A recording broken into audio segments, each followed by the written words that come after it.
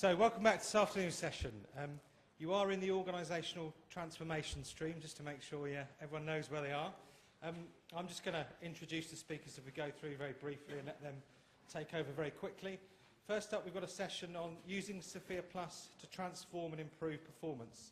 And to give us that is Rebecca Assheton-Smith from AstraZeneca. Welcome.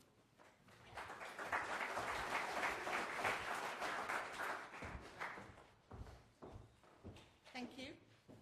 Wow, lots of people in the audience, so welcome. My name's Rebecca Assheton-Smith. I work for AstraZeneca and I've been with the organisation now for about 10.5 years. I've probably got about 15 minutes or so with some time at the end for questions, and what I'd like to do is bring to life some of the work we've been doing over the last 12 months on putting capabilities at the heart of everything we do.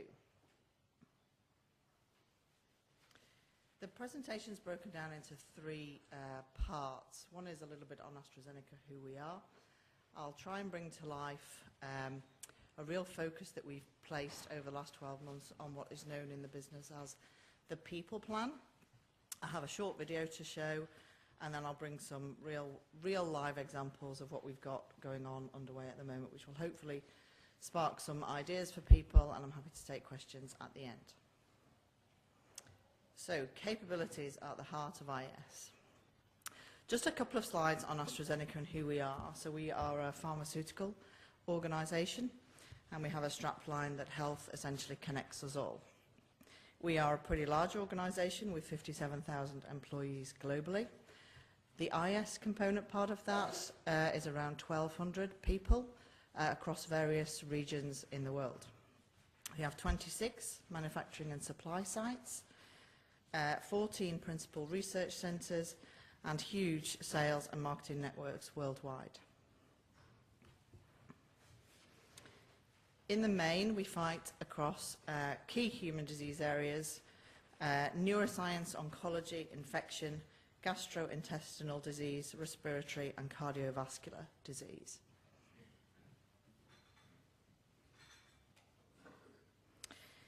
Like all industries, and I don't think pharma are alone in this, we are faced with multiple challenges. So we have many challenges within the governments, so we're under pricing pressure.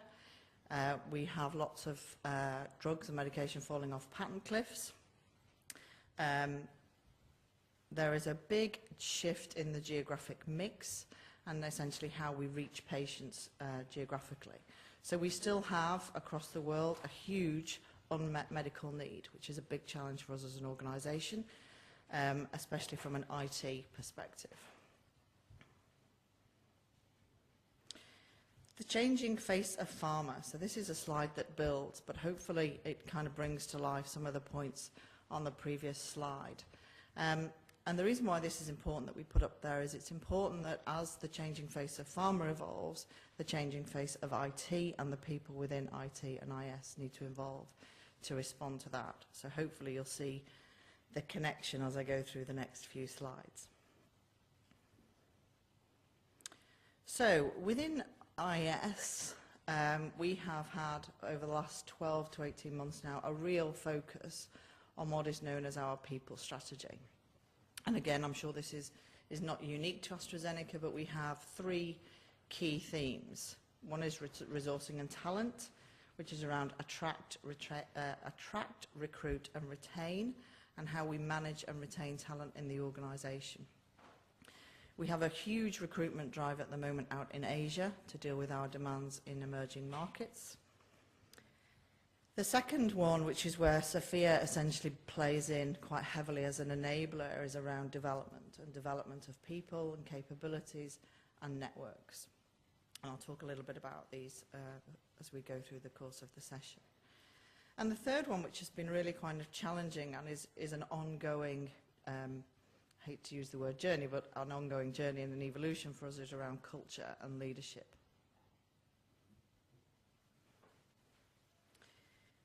In working on the three themes of the people strategy, our aspiration as a business is to build a world-class organisation and being recognised at the heart of the business strategy. And I think IS and IT individuals see themselves very much as an enabler. We want to absolutely be seen as an enabler, but also key and at the heart of everything we do in the business. So there's some 3 key straplines up here, which is about delivering world-class service and innovation and information capabilities at in a cost-effective way. We want to clearly attract, retain, promote, grow and foster talent and build a great place to work. And I reflect on that slide and I kind of think they're all great words and they all sound really easy to do. If I add them all together, that's, you know, it's, my reflection is that's really quite challenging to do that across the globe on a multinational scale with different cultures, different pressures in the business, to deliver real world-class success. So I don't think that's a journey that can start and finish within a 12-month period. It's a journey that we're on and will continue to carry on over the next coming years. Now then. I just want to show a little video now about, this is an internal video, and hopefully it will start to bring together some of what I've talked through.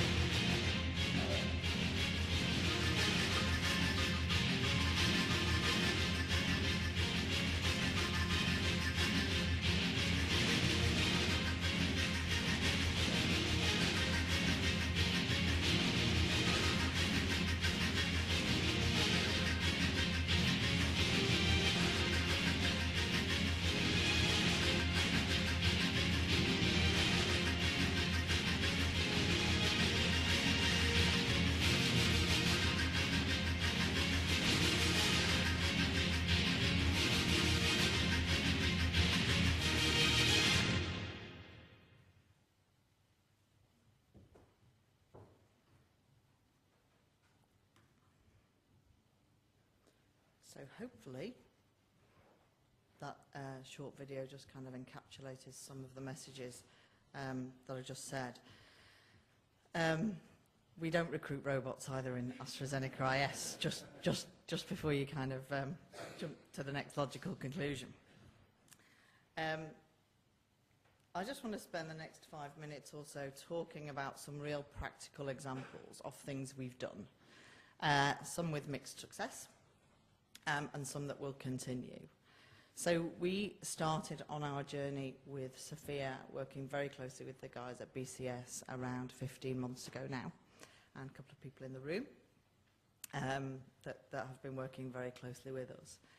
And the real reason why we chose to go down the SFIA route was to really bring a harmonised set of language across the globe as to what do we really mean by IS professionals and IS capabilities. That is still ongoing. I have to say the journey's involved a lot of hard work, but great success at the moment. I think we are actively now using SFIA, deployed out in Japan, in China, in the US, in the UK and in Sweden. Clearly there is more work to do there in terms of embedding SFIA into the DNA of how we work and really measuring the performance of ourselves as an organisation as well as the individuals. But you're kind of still left with a question of so what? So what that we use SFIA? And for me it's the so what that's really important, because it's great that we measure capabilities and it's great that we have standards and common words of architectural roles and project management roles and things that probably everybody in this room can associate with. But so what? So SFIA for me is the enabler around common language, common framework, common points of reference out to external certifications. But it's about the rest of the piece of the jigsaw for me that goes with that, that really makes the so what really successful. So we've done some other things as well, and I just want to touch on a couple of those now. So AstraZeneca IS, under our current CIO 18 months ago, made a real investment, not just in SFIA, but also in people. And that meant that, you know, he declared to the organisation, this is his gift. So SFIA is a gift to each and every one of the employees in the organisation, and take it, essentially, and use the time in the organisation to reflect and time to learn and grow as an individual. So we've had a number of initiatives around education and training and learning and development refresh. We're running some great global training initiatives. We've put quite a bit of energy over the last 12 months in linking project management institution, the PMI and IASA, along with TOGAF, into the organisation, and certification of architects. We have spent a number of months, and we're nowhere near finished yet, on defining career paths. One of the common questions in the organisation is, if I look at SFIA, it tells me I need to be at level X to move. And where else does my career go, and how do I move, and how do I navigate across the organisation? And there is more work to do there on defining what those career paths mean. We've also spent quite a bit of time with our organisation under the Chief Technology Officer building innovation networks. So capabilities for me are both professional capabilities, behavioural capabilities, leadership capabilities, and how we bridge the gap with capabilities external to AstraZeneca. That's been a huge play for us over the last probably 9 or so months, about forging links with other organisations to really understand what does great look like and what does world class look like in an IS organisation for ours. We're a heavily outsourced IS IT organisation, so of course the things that we're playing to here need to really match up to our outsourced providers. So there is more work to do there in terms of harmonising language with our third parties. And I kind of got on the bottom here, coming soon, a very positive future. So if I take the robot video, it says the journey continues, and I think that's absolutely fair. I think the journey is continuing. I do see now personally a very different future than I saw probably 12, 18 months ago for individuals. Yes, AstraZeneca, along with many other organisations, are going through times of change, and it feels sometimes like constant restructuring. But actually we have a clear pathway and we have a clear identity, which for me is really significant. So I think capabilities are now at the heart of IS in terms of things that we do, and we talk about capabilities at a constant. So I do see that we're shifting the dial. There is more work to do, and we'll continue to work with BCS to evolve SFIA Plus and the framework and how we use it. So we can continue to ask ourselves, so what? And we can continue to evolve the so what journey and recruit more robots. that was all I had from me. I think our timing worked well. I'm glad the video took that time. So I'm happy to take questions, Ben, if there are any, or hand over.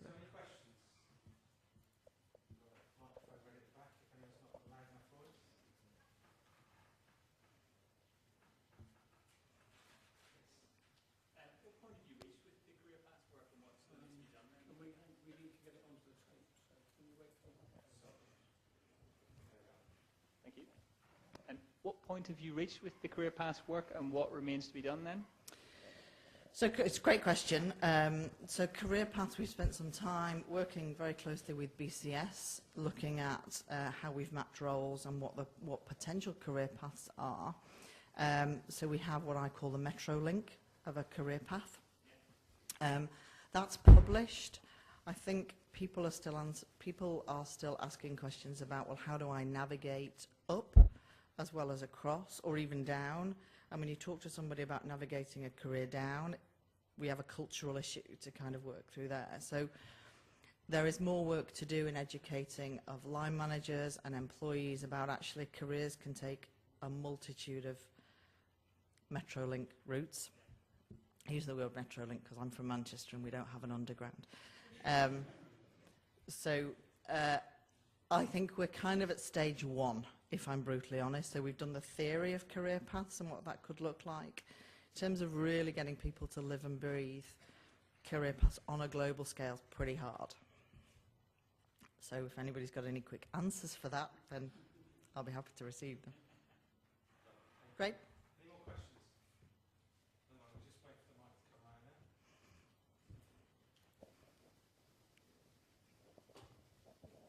now. Hi, I was just wondering how much does your framework in terms of IT and SFIA, does it link with other kind of careers frameworks in the organisation, if at all? Very quick answer, it doesn't. Is there any plans to do that then? No, not yet. So we have, just to give a bit of context as opposed to a simple no answer, we have different learning academies across AstraZeneca. SFIA we obviously use across IAS. IT, we have learning academies and training academies across finance, procurement, different parts of the business. There aren't any plans to link them as yet. I think we need to build our own maturity first before we can kind of piggyback and closely connect with others. Thank you Okay. very much.